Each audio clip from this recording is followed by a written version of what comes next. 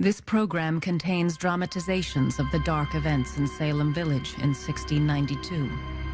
All dialogue comes from the historic records of the Massachusetts Bay Colony and is as it was.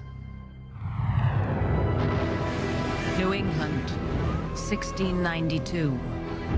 A hostile land. The Puritans thought of North America as the devil's territory. The devil has been raised among us. A supernatural enemy. Thou shalt not suffer a witch to live is a biblical passage. I seen the creature suck on another witch's finger. To levy a charge of witchcraft was to take power over another human being. Is Salem besieged by Satan's witches? Or by madness? A corrupt court. They told me if I confess, I should have my life. A hanging judge. He believed in what the court was doing. What is your verdict? Guilty. The true story of the Salem witch hunt. And forgive us our trespasses as we forgive them that trespass against us.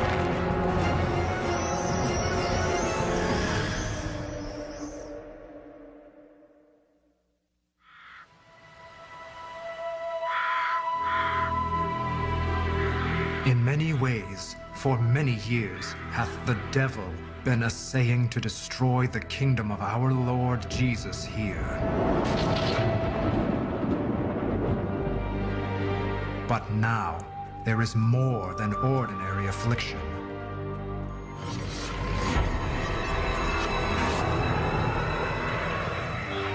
October 1692. Residents of the Massachusetts Bay Colony believe they are being attacked by a conspiracy of witches. A hunt is on to root out the forces of evil. Trials are being held in Salem town. 20 have been executed, and over 100 accused witches are in prison. The devil has decoyed a fearful knot of malicious creatures to lift themselves in his horrid service.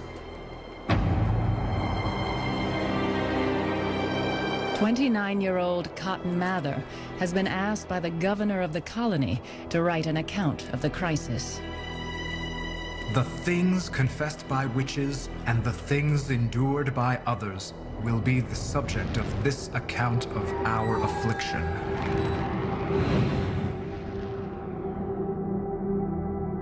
It had begun 10 months earlier, some 20 miles north of Boston, in a tiny farming community. Salem Village is an unhappy place, filled with angry factions who argue over land and money and religion. There is a new church, but also a contractual dispute over the minister's salary. Reverend Samuel Parris, age 39. A failed businessman, he has only recently become a minister. Some men laugh at sin, make a sport of sin. But the Holy Ghost tells us they are fools. Sin is the devil's vomit, the soul's excrement, the worst of all evils, the scum, the superfluity of evils. Parris berates his congregation, hoping to shame them into paying his salary. Little does he know that a witch hunt is about to be triggered by events in his own home. The mountain calls forth its waters. January 1692. Mr. Samuel Parris, pastor of the church in Salem Village, had a daughter of 9, Betty Parris, and a niece of about 11 years of age, Abigail Williams, sadly afflicted of they knew not what distempers. These children were bitten and pinched by invisible agents, their arms, necks, and backs turned this way and that way, so as it was impossible for them to do by themselves. At times they couldn't eat, at times they couldn't sleep or speak, and a doctor was called in. This was the traditional thing one did. But if the doctor couldn't understand what was going on, which was usually the case, the doctor would diagnose witchcraft.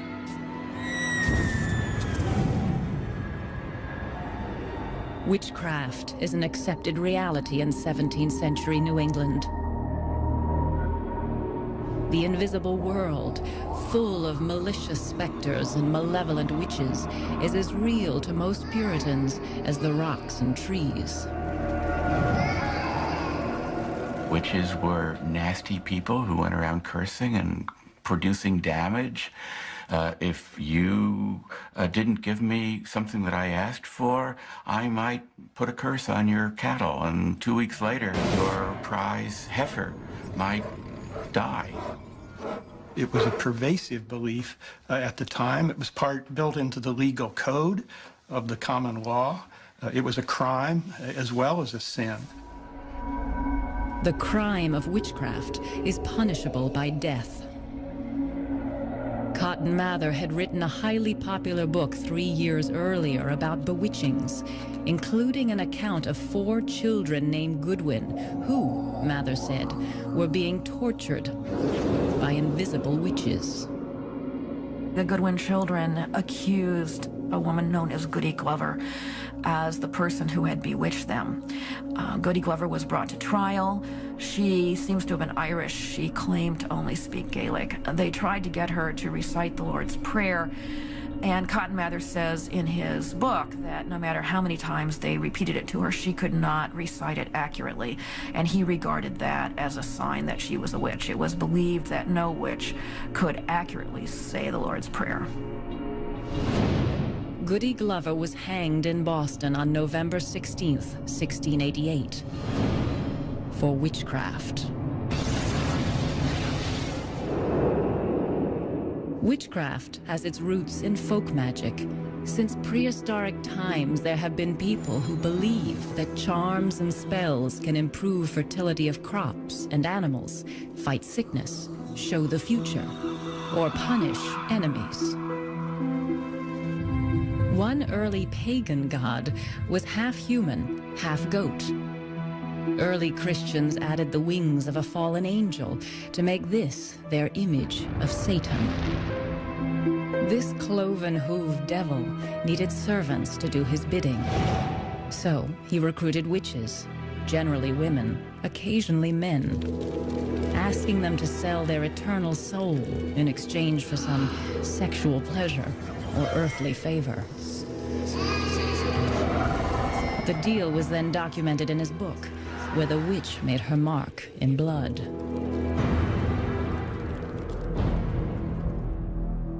Beginning in the 1490s, European churches and church-controlled governments began an organized campaign to destroy all remnants of paganism.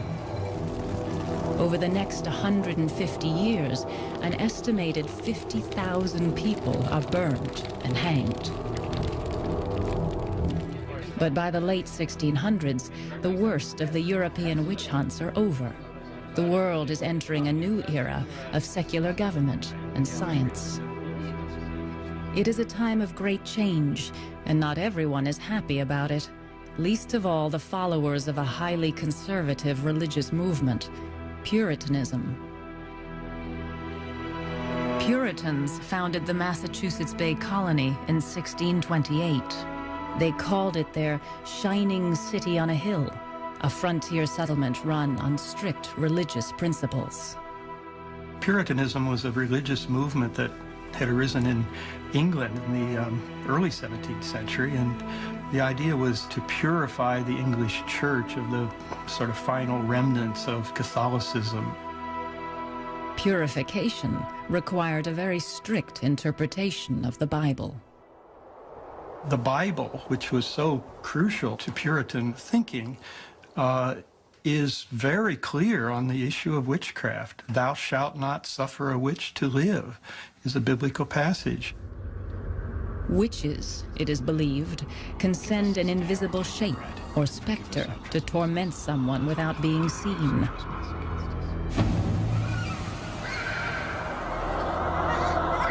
Betty and Abigail act as if they are being hit by invisible forces. But if the young girls are bewitched, who is bewitching them? The hunt is about to begin.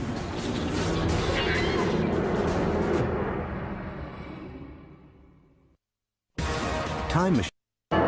You are watching Witch Hunt on the History Channel.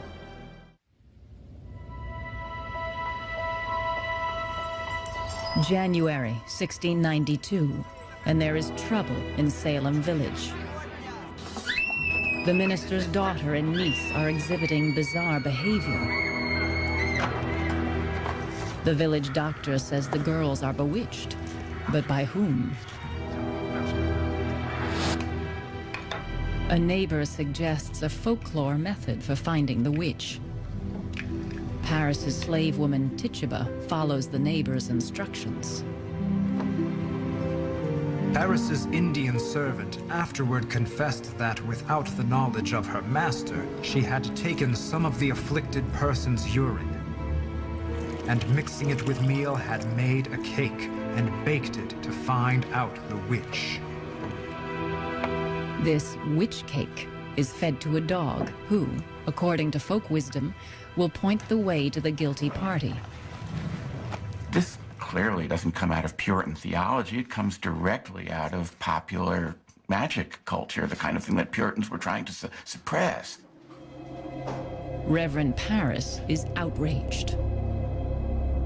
A church member has gone to the devil for help against the devil. And by this means, it seems, the devil has been raised among us, and his rage is vehement and terrible. Reverend Paris orders prayer and fasting to counteract the witchcraft. But the girls' strange behavior continues, stopping and starting unpredictably for weeks. Over 3 centuries later, it is difficult for us to believe that the children's fits were induced by invisible witches. But if they weren't bewitched, what was going on? I don't have a theory about the first fits in Salem Village.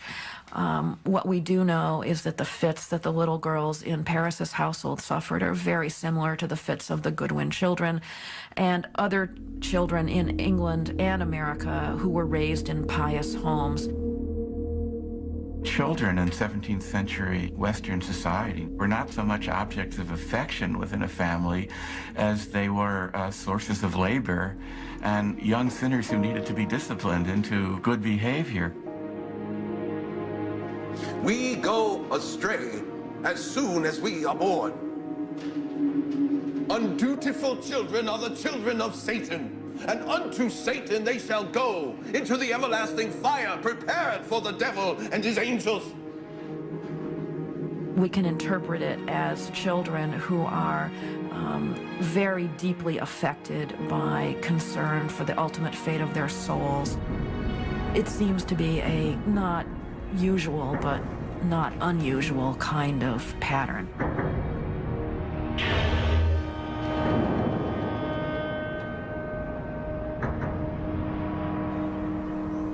But not all agree with this explanation.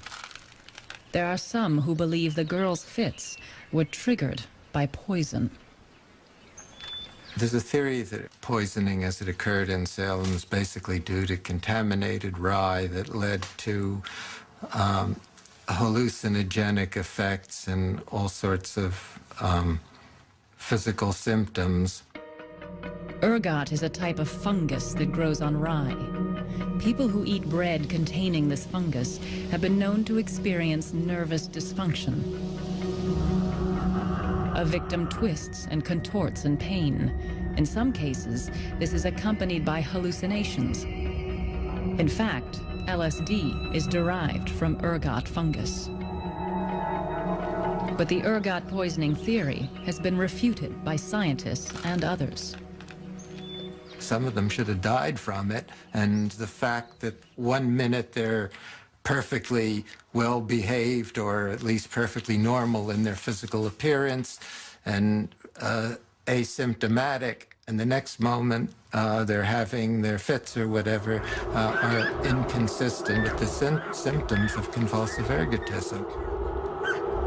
The afflicted in Salem throw their fits in unison at convenient times, such as when people come by to see them. This fact has led many to believe that the girls were simply faking it. But if the girls are play acting, it is a deadly game. They could be accused of witchcraft themselves and hanged. It's possible to imagine, with only a slight turn of events, that the accusations of witchcraft might have been turned against the girls themselves if they had not been asked, who is it that afflicts you, and have started to name names in the village. They themselves might have been suspected as the guilty parties.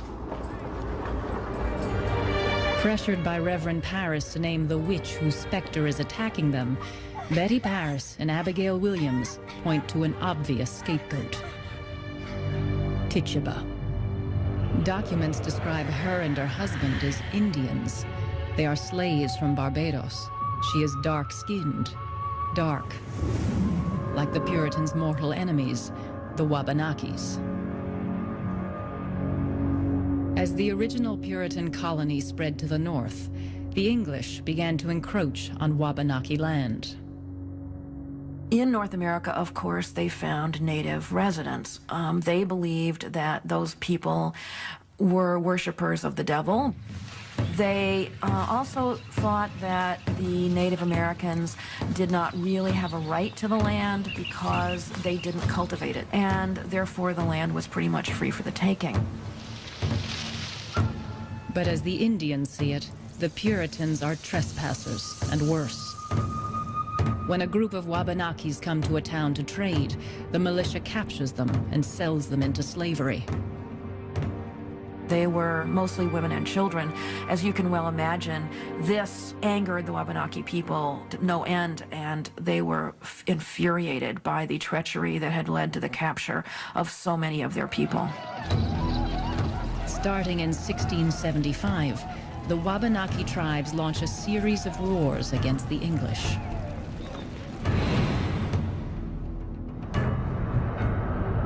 "16 years before the Salem witch hunt on the main frontier. Good night, Mercy. Good night. This little girl, Mercy Lewis, will play a central role in the Salem Witch Trials. At the age of 3, she is living in the town of Falmouth, Maine.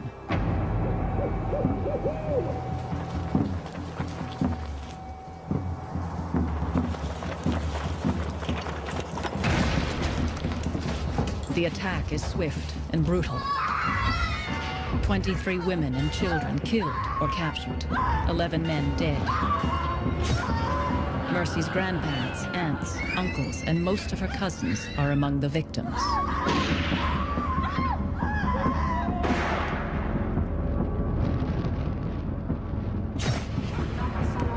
Years after surviving that Indian massacre in Maine, Mercy Lewis is 18 years old and living as a servant in Salem Village. Some at our house were fighting for their lives. One who did was running and was shot. He begged of them his life. They knocked him on the head and split open his bowels.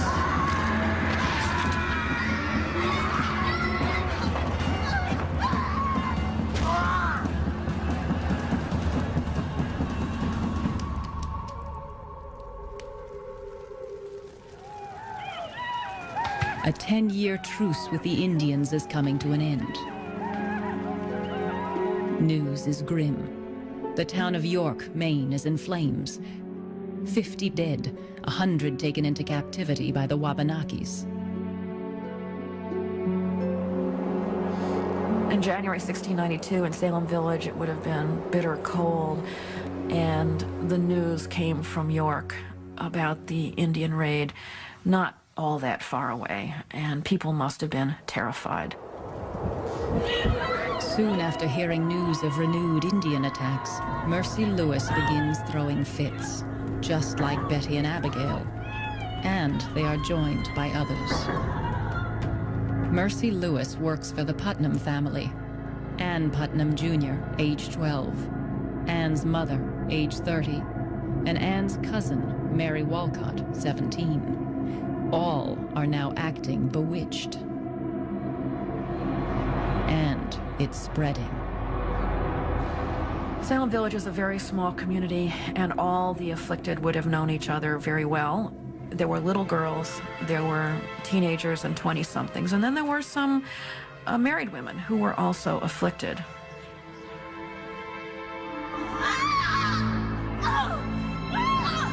Asked who is bewitching them, several of the newly afflicted also accuse the minister's dark-skinned slave, Tituba.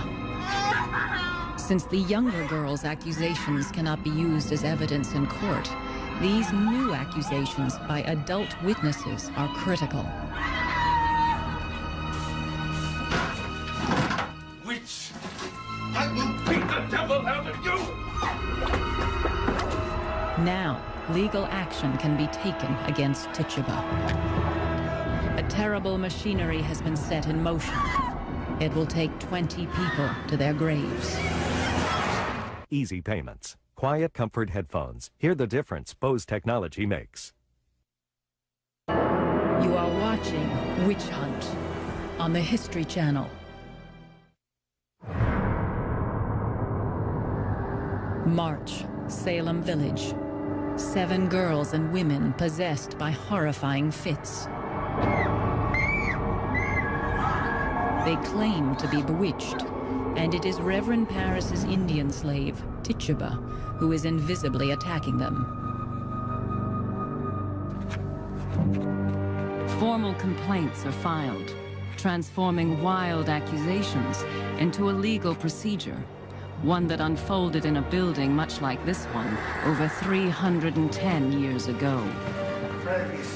In Salem Village in early March of 1692, the fields were frozen, nobody was outside working, and the place must have been jammed. 2 magistrates from nearby Salem town, John Hathorne and Jonathan Corwin, come to Salem Village to conduct a preliminary examination to see if a trial is warranted. The accusers have been asked to point out the witch who torments them. What happens next is recorded for history in official transcripts. Tituba, what evil spirit have you familiarity with? None. Why do you hurt these poor children? What harm have they done unto you? They do no harm to me. I no hurt them at all. Why have you done it? I have done nothing. I can't tell when the devil works. No. What? Has the devil told you he hurts you? She has seen the devil? No. He tells me nothing. Hathorne was an experienced magistrate, and he had obviously examined many accused people before. His purpose was to elicit a confession from her. It was crucial to get confessions. To get a conviction in a capital case at this time, you had to have 2 witnesses to the actual act. And so, therefore, the easiest way to get a conviction was to get a confession. What is it you converse with all? The devil, for aught I know. What appearance? Or how does he appear when he hurts them? With what shape? Or what is he like when he hurts them? She's a person who has lived the life of being a slave. She's been hit before, and maybe it dawns on her that she'll get hit worse. And so she tells the stories that she tells. Yesterday, I being in the lean-to chamber, I saw a thing, like a man, that told me to serve him. And I told him no, I would not do such a thing. The devil used to be a witch. What clothes does he appear to you in? Black close sometimes. He's a tall man with dark hair, I think. What other likenesses besides a man doth he appear to you? Sometimes like a hog. Sometimes like a great black dog. A black dog? What did she say? What? Tituba's lurid imagery seems to cast a spell on the afflicted girls. Sometimes like a hog, sometimes like a great black dog.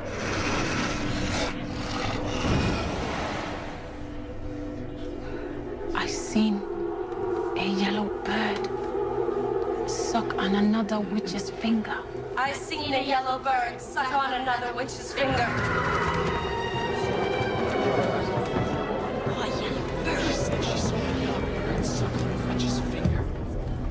To have the servant of the minister confess to being a witch must have been mind-boggling to people. What is really significant, though, from a legal point of view, is that Tituba has offered a confession. And that is the thing that matters the most. They have their confession. Now that they have their confession, the witchcraft is a reality. Tituba does more than just confess. She offers up the names of her fellow witches. Who else have you seen? 4 women, sometimes hurt the children. What did she say? Who were they?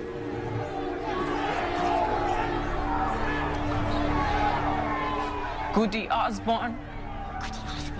And Sarah Good. And someone I didn't know. And a tall man. One of the interesting things that Tituba said was that she had seen the Devil's Book and it had these other signatures in it, so that the people in the community would have known that they had to go look for other witches. This is only an examination, not a trial. Magistrates Hathorne and Corwin do not have legal authority to convict and pass sentences, but they do have the power to place suspects in custody. Tituba is taken away to jail,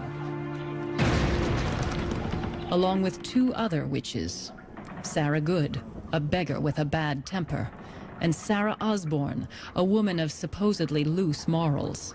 Both deny vehemently that they are witches. But Tituba has mentioned more witches and wizards, 9 in all. That means 7 others are still at large in the village. The hunt is on. Martha Corey, about 60 years old, is a respectable church member married to a prosperous, though argumentative and uneducated farmer, Giles Corey. The first 3 women accused were in one form or another outcasts in the village, which was really quite a typical pattern for incidents of witchcraft accusation. Martha Corey was a full-fledged, full-covenant member of the Salem Village Church. If Martha Corey could be a witch, then anyone could be.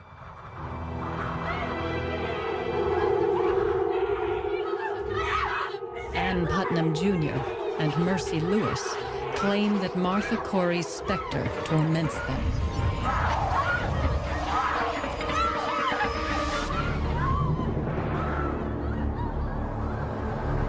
Tis Goody Corey's specter! Leave her be! Her specter is loose! Stop tormenting them! You are now in the hands of authority. Tell me now why you hurt these persons. I do not. Who don't? Pray, give me leave to go to prayer. I wish to go to prayer. Pray, give me leave We to did go not to send prayer. for you to go to prayer. We came to be a terror to evildoers. Tell me why you hurt me. I am an innocent person. I have never had to do with witchcraft since I was born. I am a gospel woman. Do not you see how these complain of you? Lord, open the eyes of the magistrates and ministers. Lord, show his power to discover the guilty. Tell us who hurts these children. I do not know.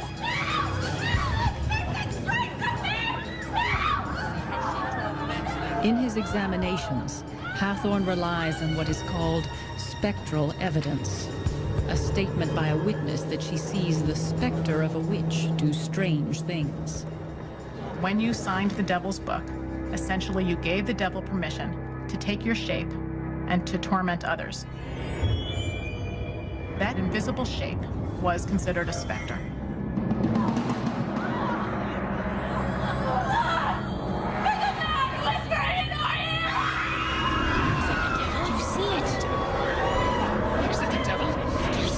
Say to you? We must not believe what all these distracted children say. Cannot you tell what that man whispered? I saw nobody. But did you not hear? No. If you expect God's mercy, you must look for it in God's way, by confession.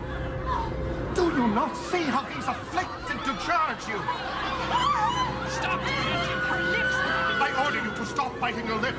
Look what you do to these girls. What harm is there in it? I can't unclench my hand. Stop anymore.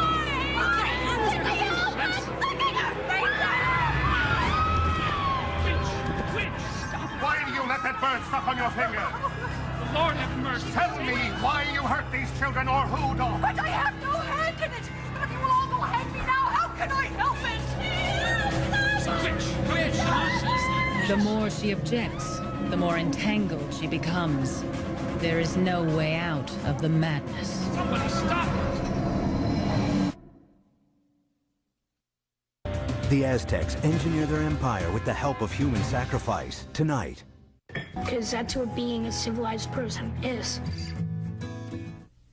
You are watching Witch Hunt on the History Channel.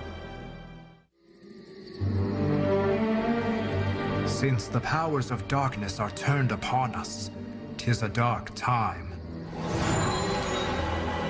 Yea, a black night indeed. Now the tie dogs of the pit are abroad among us. Must the very devils be sent out of their own place to be our troublers? Salem Village, April 1692. Madness is in the air. Anything odd is seen as a sign of witchcraft. Wild stories are accepted as legal evidence, and everyone is a possible witch. The floodgates opened in April and May so that more and more people were accused, people not just from Salem Village, but from Salem Town and the surrounding communities. It just festered very quickly, and you get a real sense that it suddenly became a panic. By the end of April, there are 6 more accused witches, bringing the total held in jail to 10. Salem was a primary jail, but it was really supposed to only operate for awaiting people to go to trial and not being a place where you put them for months at a time. The wooden jail is a deep freeze in winter and an oven in summer. Hygiene was basically some kind of a pot by one of the walls, and if you've got a lot of people and you don't change the pot on a regular basis, I think it was very, very difficult for them. If a person is a witch, it is often assumed that her family might be as well. One of the first to be accused, Sarah Good, is jailed with her 4-year-old daughter, Dorcas. After 8 months in these conditions, the little girl will go insane. Anyone accused of witchcraft is guilty until proven innocent. No one has been convicted yet, but their lives are already ruined. To levy a charge of witchcraft was, in fact, to take power over the life and reputation of another human being in the village. Accused witches are interrogated while being held prisoner. They are stripped so that investigators can look for telltale marks called witches' teats. It was believed that the devil communicated with his witches through animal familiars, and the animal familiars were little creatures like sometimes mice or birds who would come to suck at a teat on the witch's body, and that would leave a mark. Adding insult to injury, the accused witches are charged for their own room and board while in jail. If you wanted to eat or drink, the jailer would give you a food, but you would have to pay for it. And if you wanted good straw, or if you wanted new bedding every week or so, you would have to pay for that as well. There is money to be made off of the witch hunt, and a lot of that money goes to Sheriff George Corwin, nephew to one of the magistrates. Sheriff Corwin is related to the magistrate Corwin. He's related to some other people also on the trial court, so there's something a bit incestuous about all of this. It is not possible that the authorities could have been ignorant of what Sheriff Corwin was doing. That simply is implausible. Sheriff George Corwin confiscates the property of many accused witches. As some of the people are being arrested and taken away, Corwin goes over and starts appropriating their property, and he has no legal right to do so. But Corwin was grabbing wherever he could grab. Perhaps the Corwins encourage the witch hunt to line their own pockets. Others may be using witch accusations to even old scores. In Salem Village, there is no shortage of bitter, long-standing disputes to be settled. New Englanders in the 17th century were very fond of taking each other to court, suing each other.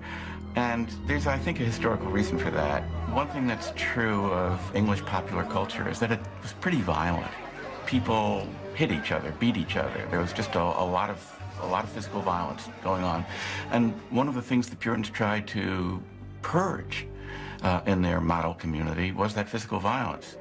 And so instead of hitting people, the Puritans encouraged people to sue each other. In Salem Village, one name appears as plaintiff in many of the lawsuits: Putnam. Thomas Putnam Jr., aged 40. Thomas and his wife Anne are devoted churchgoers and ardent supporters of the minister, Samuel Parris. Samuel Parris had important opponents in Salem Village. He also had powerful supporters. The most powerful group of his supporters was a clan, a large clan that came close to dominating Salem Village politics for many years, named the Putnams. Thomas and most of the other Putnams support the idea of Salem Village having its own church. Many others would rather walk 5 miles to the church in Salem town rather than pay double the taxes to have one nearby. For years, this issue has divided Salem Village into 2 angry factions. There's a clear continuity between all the old factional lines and the pattern of outbreak of witchcraft accusations in 1692. It's striking correlation. Thomas Putnam and the women in his family, his daughter, wife, niece, and the servant, Mercy Lewis, are behind 181 accusations of witchcraft. Thomas's brother, Edward, participates in 13 cases. Brother-in-law Jonathan Walcott in an additional 7 witch hunts. People who have done the Putnam clan wrong are dragged in on charges of witchcraft, like George Burroughs. Reverend George Burroughs, aged 42, a Harvard graduate, witty, married 3 times. He had held Samuel Parris's job as minister of Salem Village 10 years prior, from 1680 to 1683. The period of the ministry of George Burroughs in the village was a very contentious one. The villagers began to withhold his salary, which was their standard tactic when they started to feud with their ministers. And that meant that Burroughs could not repay his own debts. Burroughs had borrowed money from a Putnam. When he couldn't repay it, Burroughs was arrested. But he successfully argued in court that he couldn't repay debts until the town paid his salary. Though the debt is finally repaid, the Putnams never forget their humiliation in court. By the time of the witch hunt in 1692, Burroughs is working as a preacher in the remote frontier settlements of Maine. He has survived the brutal Indian attacks that had killed many of Mercy Lewis's relatives, but he will not survive the vengeful Putnams of Salem Village.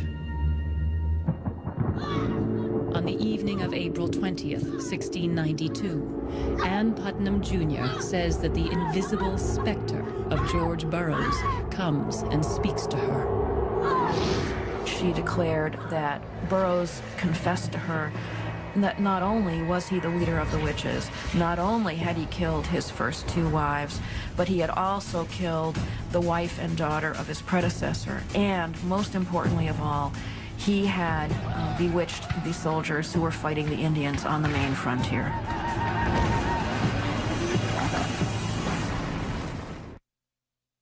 Using only 10 on the History Channel. Every time! You are watching Witch Hunt on the History Channel.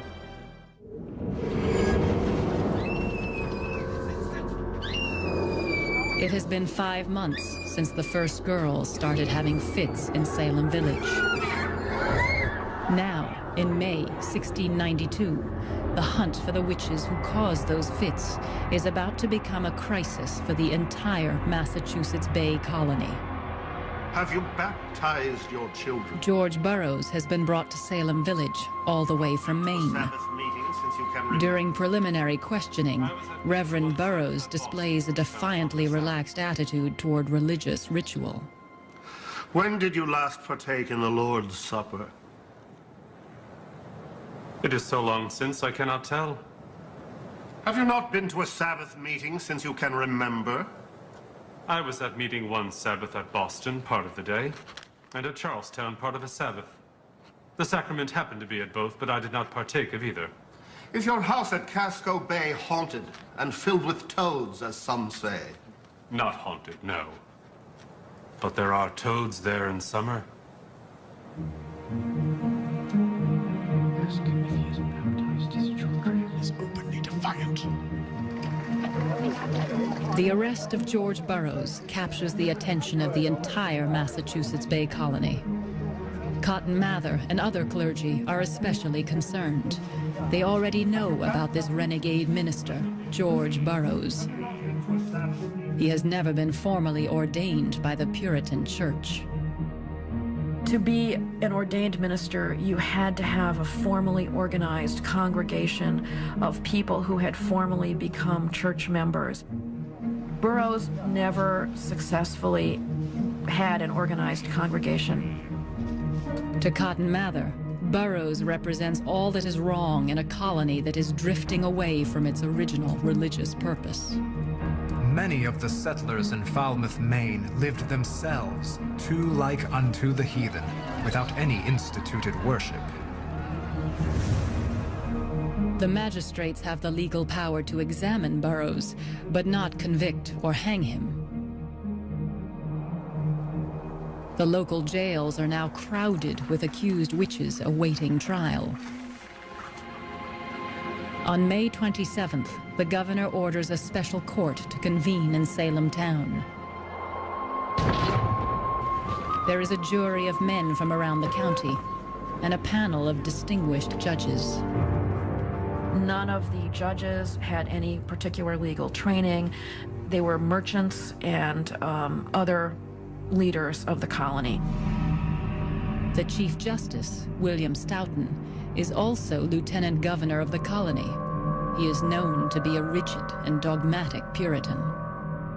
This special court would have differed from courts today in that the defendant had no right to an attorney. There was no defense attorney in 17th century English law. The accused witch must defend herself, a difficult task when dealing with spectral evidence. The first case heard by the official court is that of Bridget Bishop. About 50 years old, she was also tried for witchcraft 12 years earlier and found innocent. But this time, the rules seem to be different. It was the devil. One of the witnesses against Bridget Bishop was a 32-year-old man named John Lauder, who claimed that some years before, Bridget Bishop had crept into his room at night. About the dead of night, I felt a great weight upon my breast, and awakening looked, and it being bright moonlight, did plainly see said Bridget Bishop, or her likeness, sitting upon my stomach. What did he say? She appeared in the dead of night.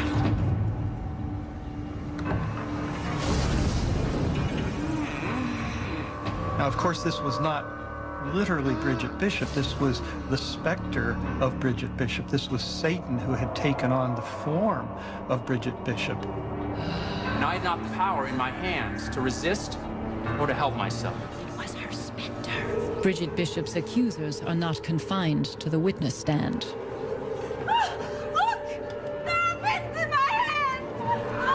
People saying that Bridget Bishop is tormenting them disrupt the trial. They completely influence, completely dominate all the courtroom proceedings. Now, this is very interesting because a defense lawyer would absolutely just stop the proceeding immediately and ask for the girls to be excused from the courtroom because their presence was just too prejudicial.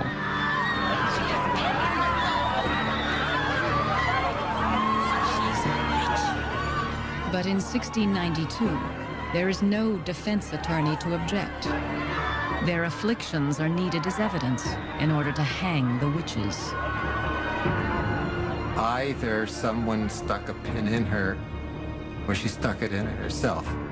Okay? I can't think of any other alternative. So, I suspect fraud here. The pin is fraud, but that doesn't mean that you have to throw out the rest as being completely fraud. In psychiatry, if people do something wrong without having the intention, this is not really fraud. Modern psychologists know there are cases of unintentional fraud, bizarre and dishonest behavior beyond anyone's control. At that time, it was thought of witchcraft. Now, in the 20th century, it's called a mass psychogenic disorder. Different labels, same behavior. Caught in a wave of mass hypochondria, the afflicted of Salem begin to mimic the symptoms they see in each other. Those girls were carried away, and there was this one-upsmanship again among themselves, so their affliction spread, and everybody wanted to be in the limelight. What is your verdict? We, the jury, find the defendant guilty. Guilty. They say she's guilty. She's a witch. She's a witch. On June 2nd, 1692, Judge William Stoughton issues the trial's first death sentence. Found guilty of the felonies in witchcrafts whereof she stood indicted, and sentence of death accordingly passed against her as the law directs. Their Majesties William and Mary. Now, King and Queen, command you that upon this Friday, being the 10th day of this instant month of June, you safely conduct the said Bridget Bishop from their Majesties' jail in Salem to the place of execution, and there cause her to be hanged by the neck until she be dead. No.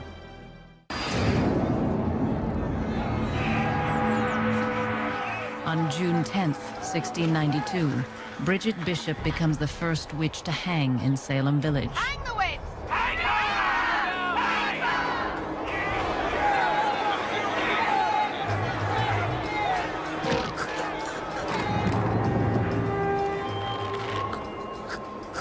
The person was turned off the ladder, and by swinging free, your neck was not broken. Instead, you slowly strangled to death, depending upon your weight.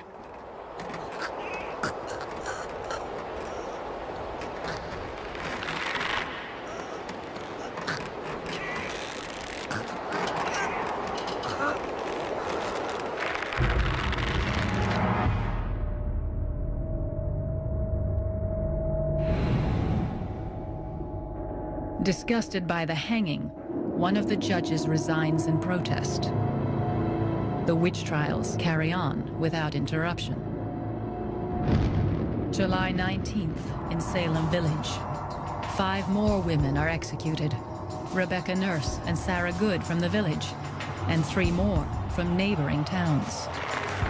They are hanged because they do not confess, because they refuse to name others as witches. A strange pattern has emerged. Those who, like Tituba, confess to witchcraft and give names of more witches are never convicted.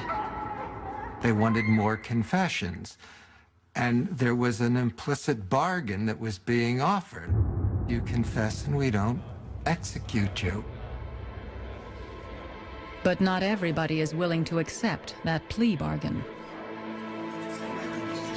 They say he's the leader of the conspiracy. He talks to the devil. We saw him leading witches. Sal's in league with Satan himself. Right Honorable Sirs, I bring before you accused witch, Minister George Burroughs.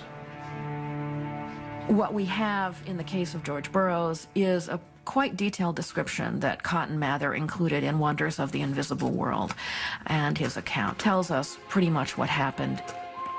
There were now heard the testimonies of several persons, and these charged the specter of George Burroughs to have a share in their torments. Many travel from Boston to Salem town to watch the trial. The Putnam family sits at the front. Their maid, Mercy Lewis, is the first to testify. She describes an encounter with the specter of George Burroughs. He told me the devil was his servant, and he did most dreadfully torment me, as though he would have racked me all to pieces. He urged me to write in his book. His book? Or else he would kill me. His book? Write his book? As a child, Mercy Lewis had witnessed an Indian attack in Falmouth, Maine. An attack that had killed many of her closest relatives. Later, she worked as a servant to Reverend Burroughs. He was described as having dark skin, and some wondered how he had escaped not one, but several Indian raids unscathed. Abigail Williams calls him the Little Black Minister. Black, like an Indian. This is one of the comments that Cotton Mather makes in his report, that a number of the afflicted people and others see the devil in the shape of an Indian. The prodigious war made by the spirits of the invisible world upon the people of New England in the year 1692 might have some of its origins among the Indians, whose chief sagamores are well known to have conversed with demons.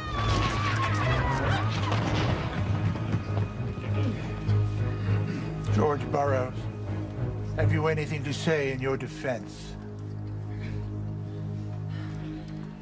See what he's done? Look how he's Stop him! Stop him! He's a specter! The court is crowded with witnesses against Burroughs. George Burroughs was accused by 8 of the confessed witches as being the head actor at some of their hellish rendezvous, and one who had the promise of being a king in Satan's kingdom. When one thinks of the status of a minister in Puritan culture, to identify a minister as, in fact, the leader of a demonic conspiracy, it must have been just a horrendous thought for the people of the day. It was totally shocking to Cotton Mather. It was almost beyond belief.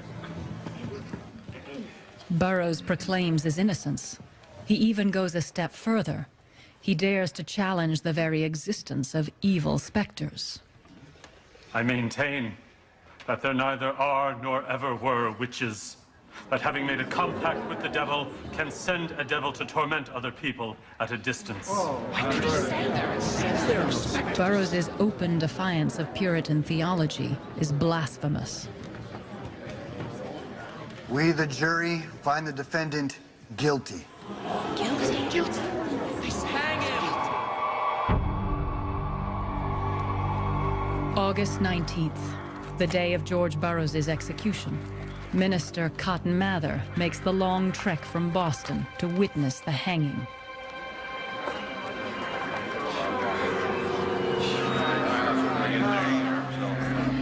Our Father, which art in heaven, hallowed be thy name. Thy kingdom come, thy will be done on earth as it is in heaven. With the noose around his neck, Burroughs begins to recite the Lord's Prayer. Cotton Mather himself has written that this is something witches can never do. Give us this day our daily bread, and forgive us our trespasses as we forgive them that trespass against us. And lead us not into temptation, but deliver us from evil. Amen. Imagine the presence of mind it must have taken as you're literally facing death to, I don't think I could remember the Lord's Prayer under those circumstances, but he did. And the record reports that the crowd almost literally began to surge forward to prevent this hanging. He recited the Lord's Prayer! Hear me! Remember, George Burroughs is no ordained minister. The devil has often transformed himself to an angel of light. Cotton Mather, who had come out from Boston to observe the event, quieted the crowd, assured them that this man was guilty as charged. The hanging was a just act, and only in that way did the proceedings go on.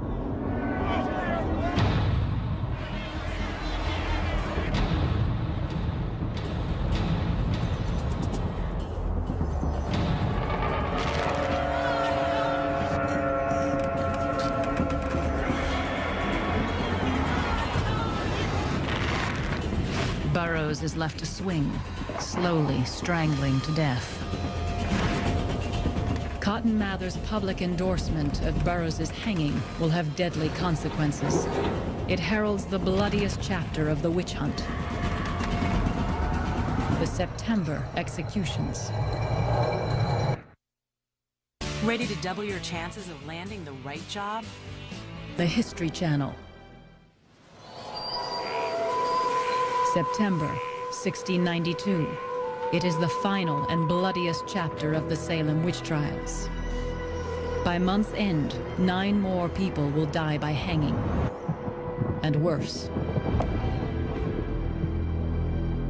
Giles Corey, husband to accused witch Martha Corey. Giles now finds himself accused in turn. But when Giles is brought to trial, he refuses to play along. Since this court had only found everyone that was brought before them guilty, he had decided that once he pled not guilty, he was not going to cooperate anymore. It was an exquisite protest on his part. Giles will not take part in the madness, and so becomes its victim. They tried to force him physically to plead. And the way they did that was to place him on the ground and then pile onto his chest an increasing number of stones. They kept piling more stones and waiting. It took 2 days. When he was asked, well, are you willing to plead now? He's reputed to have said, more weight.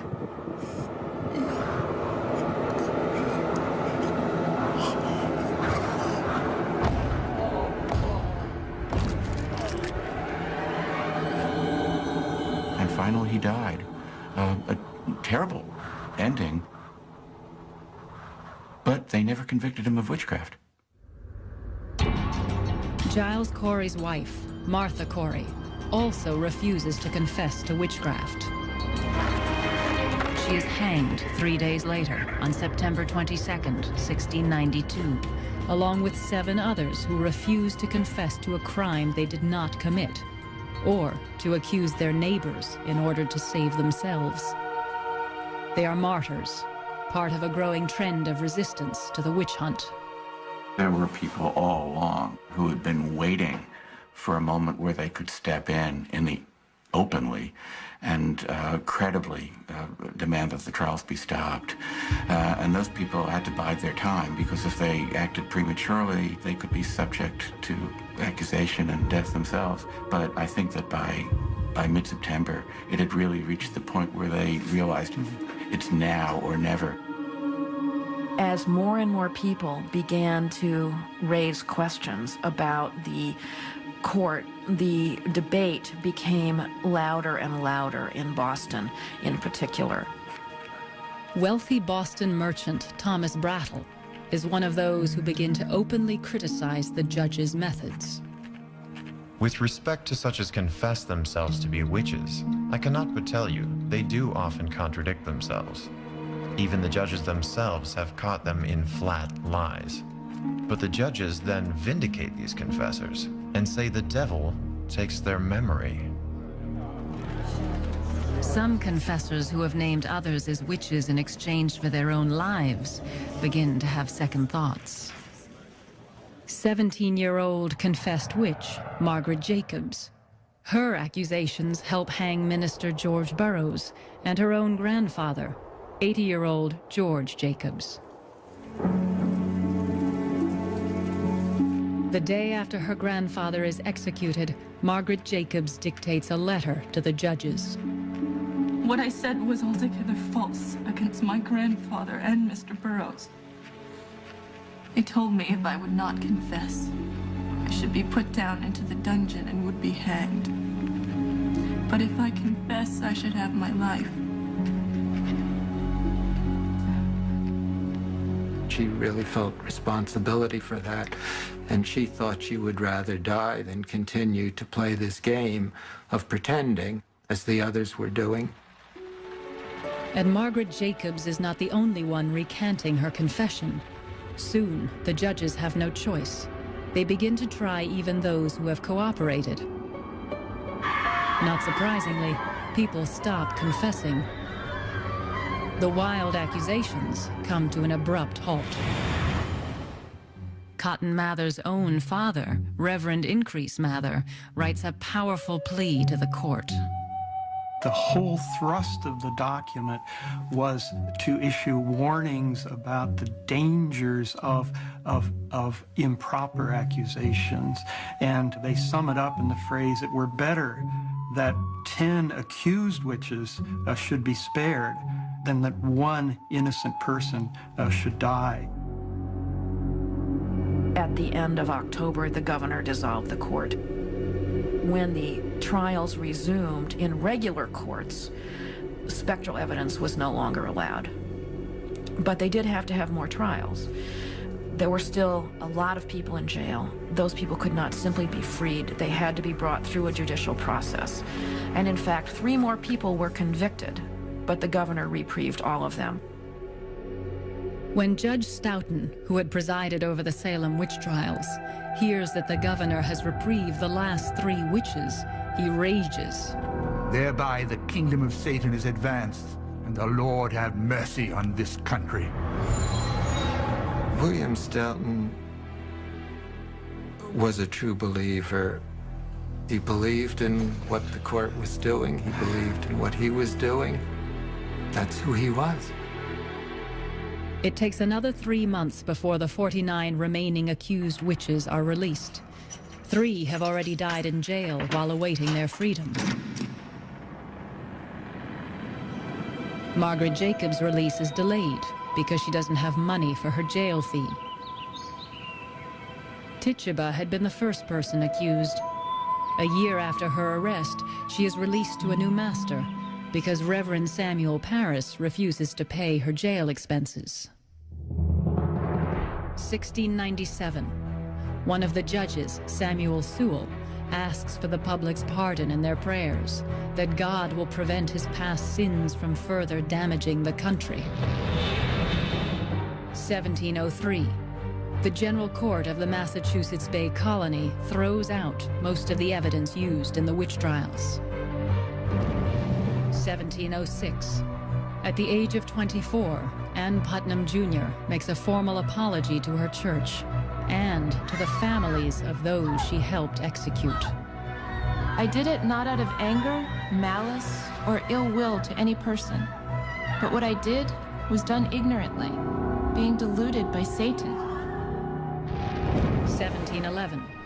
The colony begins the process of paying some monetary compensation to families of the accused. But Sheriff George Corwin never returns the property he confiscated illegally. If you expect Hathorne continues to live in Salem until his death on the 10th of May, 1717, age 76 years. He never apologizes.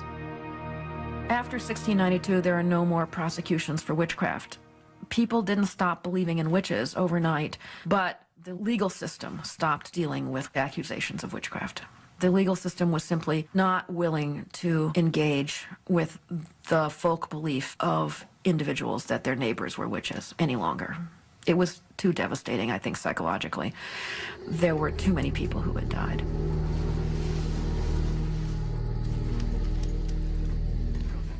And what is really so... Over 3 centuries later, in the home of one of the victims of the witch hunt, a group of historians debate the significance of the event. Of course, this is right on the cusp of the beginning of the scientific revolution and the Enlightenment, in the sense that the world in which invisible spirits surround people is a pre-Enlightenment world. Right, but in our post-Enlightenment world, we have loads of people who are having experiences with UFOs.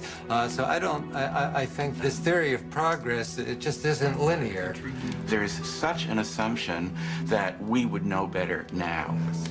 Such an assumption that somehow, if only we had been there, that we would have stopped it immediately. We would have seen through it. And we would have known there were no specters. We would have known there were, and we would have told them how to handle it, and it would have worked. And yet it seems very clear that at the time, people of intelligence and goodwill were actually taken in. And clearly this was a very scary and difficult to interpret and very difficult to dismiss set of events. If we could push this one step further and look at the present. In the aftermath of the witch hunt, Cotton Mather regretted that innocent lives might have been taken. But who was to blame? Was it Satan? Or was it the Puritans themselves? Did we not, between the sufferers on the one hand and the suspected on the other, carry things to such extremes of passion that the devil did bless himself to find such a convenient home among us? It may be that the anger which we have had against one another has had more than a little influence on bringing the devil to us.